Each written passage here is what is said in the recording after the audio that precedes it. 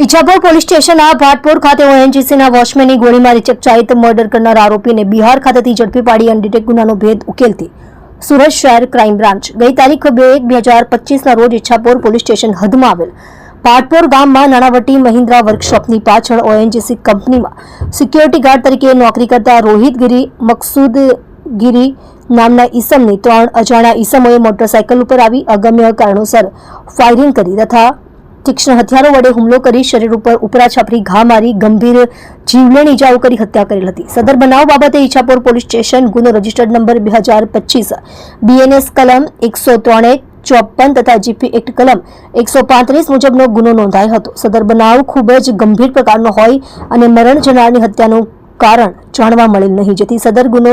ખૂબ ગંભીર પ્રકારનો હોય તેને શોધી કાઢવા માટે ડીસીબી પોલીસ સ્ટેશનના પોલીસ ઇન્સ્પેક્ટર તથા પોલીસ સબ ઇન્સ્પેક્ટરનાઓ તેઓની ટીમ સાથે આરોપીઓને શોધી કાઢવા માટે વર્કઆઉટમાં હતા। દરમિયાન ટીમને મળેલ ટેકનિકલ સર્વેલન્સ તથા હ્યુમન ઇન્ટેલિજન્સની બાતમીના આધારે બિહાર રાજ્યના સિવાન જિલ્લા ખાતેથી ક્રાઇમ બ્રાન્ચની ટીમ દ્વારા આરોપી વિક્રાંત કુમાર રામબાબુસિંહ રાજપૂત, સિદ્ધાર્થ રામબાબુસિંહ રાજપૂત બંને રહે ગામ કૌડિયા, પોસ્ટ કૌડિયા થાના, ભગવાનપુર હાટ, તાલુકો મહારાજગંજ, જિલ્લો સિવાન, બિહાર નાઓને પકડી પાડવામાં આવેલ છે। મજકૂર આરોપીઓને પકડી કબજો ઈચ્છાપુર પોલીસ સ્ટેશનમાં સોંપવા તજવીજ હાથ ધરી છે। આ ગુનામાં મરણ જનાર રોહિતગીરી તથા આરોપી વિક્રાંત કુમાર અગાઉ સુરત ખાતે રહેતા હતા। તે દરમિયાન સંપર્કમાં આવેલા અને જે તે વખતે બંને વચ્ચે નાણાંની લેતી દેતી થતી હતી અને તે નાણાંની લેતી દેતી બાબતે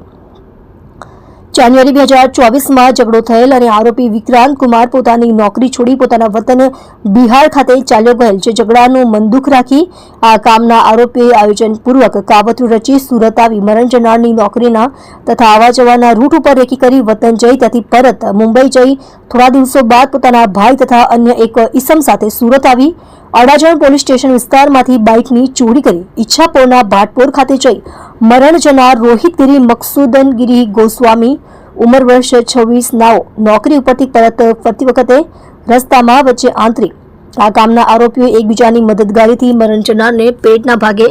પોતાના પાસે રહેલ હથિયાર વડે ગોળી મારી તથા શરીરે તીક્ષ્ણ હથિયારના ઘા મારી મોત નિપજાવેલ છે।